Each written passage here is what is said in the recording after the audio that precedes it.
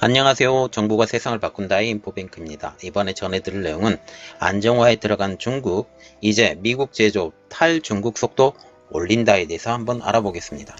여러분의 구독 그리고 좋아요 한 번씩 꾹꾹 눌러주시고 저의 내용을 한번 잘 들어주시기 바랍니다. 그러면 먼저 알아볼 내용, 안정화에 들어간 중국입니다. 자, 지금 보시면 지금 우리가 생각하기에도 언론에서도 모든 곳에 지금 안정화에 들어갔다고 했죠. 그런데 여기서 보는 게 여실히 보여준 중국 의존도의 위험성이죠. 심지어 중국의 의존을 너무 많이 해서 농수산물 시장까지 지금 떨어져 가고 있습니다. 자, 그런 내용을 한번 보면 이번에 중국발 질병이 제조업의 글로벌 공급 사슬이라고 불리는 글로벌 서플라이 체인에 지각 변동을 일으키고 있다는 거죠. 그동안 전 세계 다국적 기업은 예외 없이 한 곳도 예외가 없습니다. 중국에 진출해서 제품을 생산하거나 그리고 중국 제품의 중간재를 수출하는 방식으로 성장해 왔죠. 누가 그걸 뭐라고 할 수는 없습니다. 그러나 적당히 해야죠. 적당히 하고 너무 의존하지 말고 나가야 되는데 너무 의존해 나갔다는 겁니다. 그래서 지금 이 사태가 벌어짐을 통해서 중국 시장 의존도가 높으면 높을수록 기업 경영 리스크가 더욱더 커진다라는 것을 생생히 보여준 현상입니다. 한국의 자동차 업계도 마찬가지고요. 그러면 왜 그렇게 했냐? 지금 보시면 인구가 국력인 차이나 딜레마로 인해서입니다. 이것에 대해서 전 세계가 전전긍긍한 면이 있었는데 이 내용을 한번 보면 세계 주요국들이 중국이 경제대국으로 급부상을 했죠. 이 경제대국으로 급부상을 하면서 자국 기업 우대 그리고 외국 기업에 대한 기술 탈취 이런 것들에 대한 불공정 행위를 일삼아도 마땅한 제어 장치가 없었어요. 그래서 미국이 나서서 지금 하고 있죠. 이러한 중국의 횡포를 감수하면서도 인구 14억 명의 거대 시장을 포기할 수 없었던 것이 차이나 딜레마였습니다. 특히 2008년도에 미국이 글로벌 금융위에 휘청했죠, 한번. 그래서 중국은 본격적으로 이때부터 발톱을 드러내기 시작했는데요. 나아가 2013년도에는 시진핑 습근평이라고도 하는데요. 시진핑 국가주석이 중국몽과 함께 1대1로 구축에 앞세워서 2049년에 군사력에서도 중국이 최고가 돼야 된다라는 목표를 세우면서 미중 패권 전쟁이 본격화되기 시작을 했습니다. 이것에 대해서 반기를 드신 분이 트럼프 대통령이죠. 그리고 이 트럼프 대통령의 정책에 대해서 미국인과 미 의회가 초당적인 찬성을 보내기 시작을 했는데요. 미국은 2017년도에 트럼프 대통령이 취임을 했습니다. 이때부터 중국 견제의 칼을 뽑아들게 된 거죠. 대다수의 미국인 그리고 미 의회까지 초당적으로 이 정책의 기조에 찬성을 하고 있습니다. 물론 이 정책에 대해서 반대하는 사람 분명히 있습니다. 로비당에서 반대하는 사람 분명히 있죠. 그런데 미국 전체적인 생각 그리고 이 기조는 바뀌지 않을 겁니다. 이게 대통령이 바뀌더라도 물론 트럼프보다는 더 적게 할 거예요. 그런데 이 정책 기조는 어느 정도는 유지할 것이다. 이 정도의 차이지 유지할 것이다. 그렇게 생각을 하고 있습니다. 미국의 이러한 기류의 대표적인 책이 하나가 있었는데요. 허드슨 연구소의 마이클 필스버리가 지어낸 100년의 마라톤의 잔로가 있다라는 겁니다. 이분은 중국통인데 중국 전략센터 소장을 역임을 하셨죠. 자, 이 책의 첫 장을 한번 보겠습니다. 첫 장은 손자병법의 위기라고 불리는 속임수를 다룹니다. 한마디로 미국은 그동안 중국에게 속아왔다 라고 주장을 하게 된 것이죠. 미국은 원래 이렇게 생각을 했어요. 중국이 미국 주도의 세계 무역 질서에 순응할 것으로 기대를 했죠. 덩치 큰 경제를 앞세워 패권 추구에 드디어 나서게 되면서 중국의 독주를 견제해야 된다라고 지금 보게 된다라는 겁니다. 그래서 지금 트럼프 행정부가 이러한 방식으로 제재를 가하기 시작했는데요. 특히 관세를 무기로 한 무역전쟁을 시작을 한 것입니다.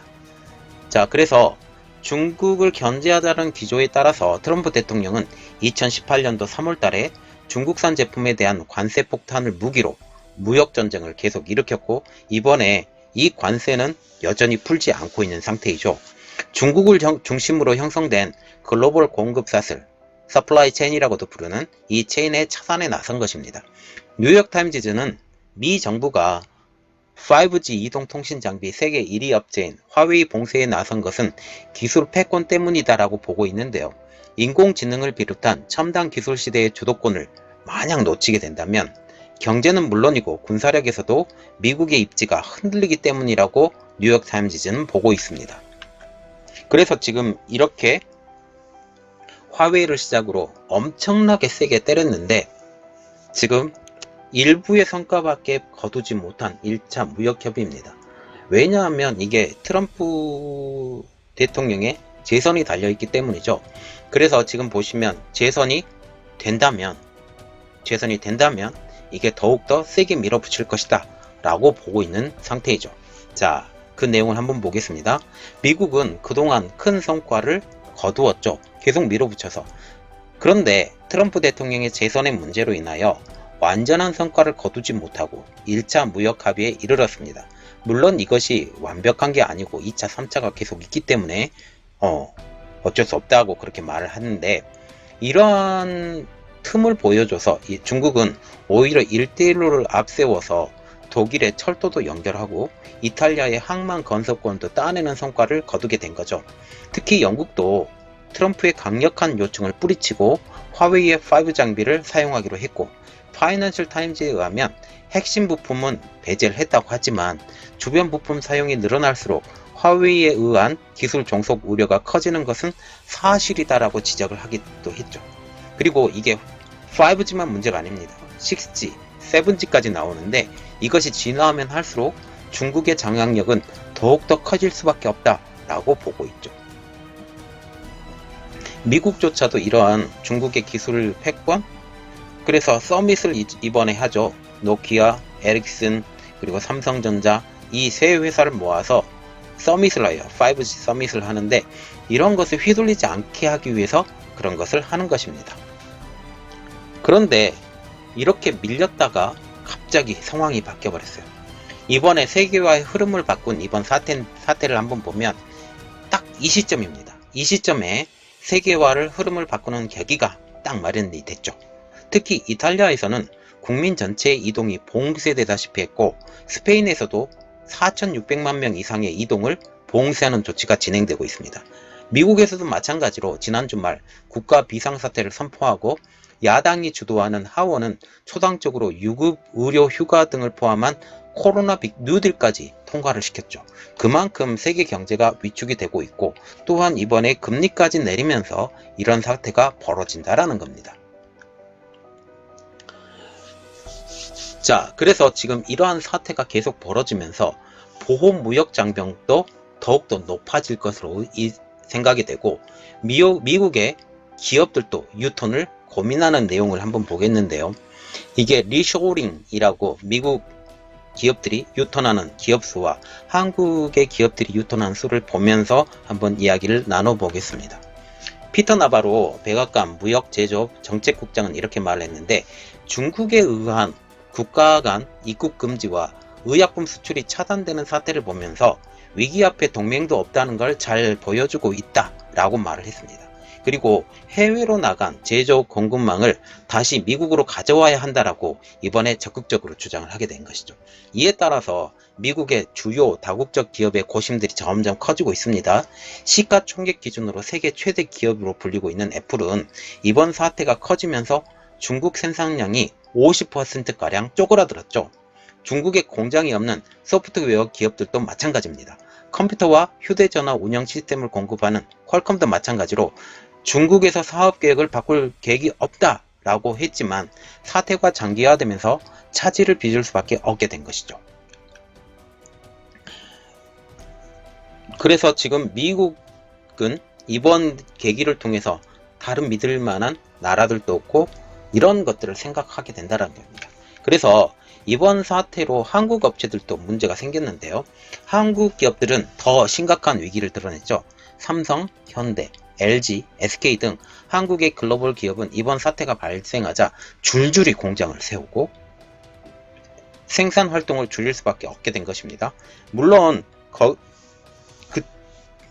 그 중국에서 만들어서 중국 내에서만 소비를 시키는 그런 사태가 된다면 상관이 없습니다. 그런데 한국의 기업들, 특히 현대차 서버렸죠. 삼성, LG, SK도 마찬가지로 이번 병 때문에 잠시 섰죠. 이런 것들을 한번 우리가 생각을 해봐야 된다는 거죠. 특히 한국인의 중국 출입 자체가 어려워져서 경제 활동이 점점 더 위축되고 있습니다. 파이낸셜 타임즈는 중국 중심의 글로벌 공급 사실이 갑자기 끊어지면서 기업의 손실은 불가피해졌다라고 분석을 하고 있어요. 삼성전자의 대표이사를 거쳐서 정보통신부 장관을 지낸 진대재 스카이레이크 회장님도 이렇게 말을 하고 있는데, 과도한 중국 의존도가 위기를 가중시키고 있다. 공장 이전까지는 아니더라도 핵심 기술은 한국에서 꼭 쥐고 있어야 한다 라고 말을 하게 된다는 거죠. 특히 R&D 센터는 무조건 한국에 있어야 됩니다. 외국에 나가면 안 돼요. 그래서 이번 사태로 인한 글로벌 공급 사슬 재편 가능성이 점점 증가되고 있는데요. 결국 이번 사태는 중국 중심의 글로벌 공급 사슬 재편을 가속화할 가능성이 크다라는 말들이 지금 많이 나오고 있습니다. 뉴욕타임즈에 의하면 이번 사태로 세계화의 함정이 명백히 드러났다라고 진단을 하면서 진단을 했고, 그리고 파이낸셜 타임즈 같은 경우도 독일, 러시아, 터키가 앞다퉈 의료품 수출을 통제하고 나서면서 트럼프가 주창해온 해외 미국 기업의 본국 회귀 정책을 정당화시켜주고 있다라고 분석을 하게 된 것입니다. 이번 사태가 과도한 중국 의존도는 중국의 부당한 외국 기업 차별과 기술 탈취 대응도 어렵지만 빌 게이츠가 예측하는 것처럼 역병에 대처하기도 어렵다는 사실을 보여주고 있다는 거죠. 또한 이번에 3M이 마스크를 중국에서 생산을 하고 있어요. 이런 3M이 마스크를 생산해서 미국으로 넘기려고 했는데 이런 것들도 중국이 막아버렸습니다. 그런 내용이 있어요. 제가 그 내용은 이미 시간이 지나서 제가 안 올려드렸는데 나중에 시간이 되면 한번 올려드리겠습니다. 또한 과도한 중국 의존도가 위험한 것은 이번에 사망자들이 중국과 교류가 많았던 이탈리아, 이란에서 많이 있다는 점에서 확실히 드러나게 된 거죠. 유럽도 마찬가지입니다. 그래서 지금 우리가 또 우려해야 되는 게 하나가 있어요. 중국의 성장 둔화가 가장 큰 위험 부담으로 다가오고 있습니다. 그래서 지금 중국 의존도가 높을수록 동반 침체는 어쩔 수 없다라는 거죠. 국제통화기금인 IMF를 비롯한 경제기관은 올해 중국의 6%의 성장률도 지키기 어려울 것으로 예상을 하고 있죠. 스탠다드 푸어스 같은 경우는 이번 사태가 장기화가 되면 중국의 성장률은 4.8%에 그칠 것으로 전망을 했고, 수출이 26%를 중국에 수출하는 한국의 성장률은 1.1%로 떨어질 것으로 보고 있습니다.